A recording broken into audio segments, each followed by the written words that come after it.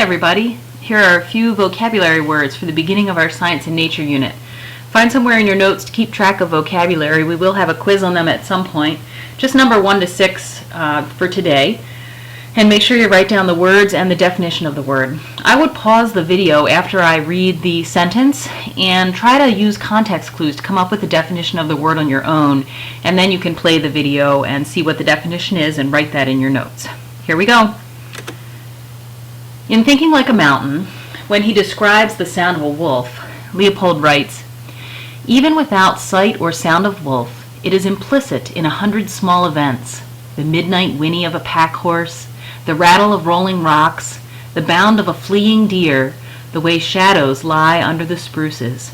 Only the ineducable tyro can fail to sense the presence or absence of wolves, or the fact that mountains have a secret opinion about them." What do you think a tyro is, using the context clues? A tyro is a novice or beginner. Also in Thinking Like a Mountain, when he describes what happens to the mountain after all of the wolves have been shot, Leopold writes, "I have seen every edible bush and seedling browsed, first to anemic desuetude and then to death." What could a meaning of desuetude be? Desuetude means disuse. The word extirpate comes up in both Thinking Like a Mountain and the Land Ethic. What do you think it means? Since then, I have lived to see state after state extirpate its wolves. I have watched the face of many a newly wolfless mountain and seen the south-facing slopes wrinkle with a maze of new deer trails. And from the Land Ethic?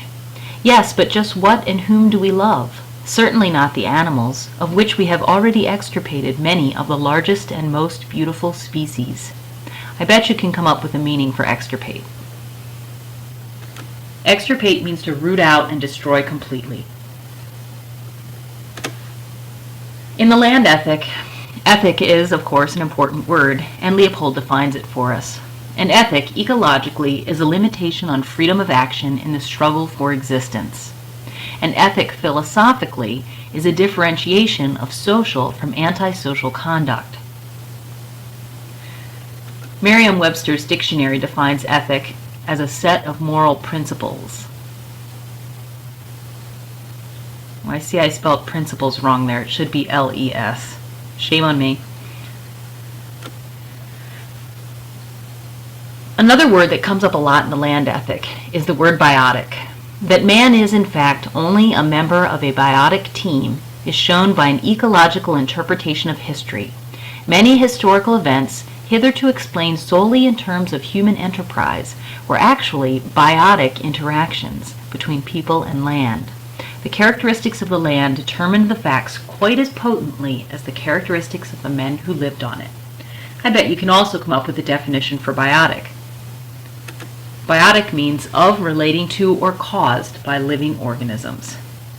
That's it for today.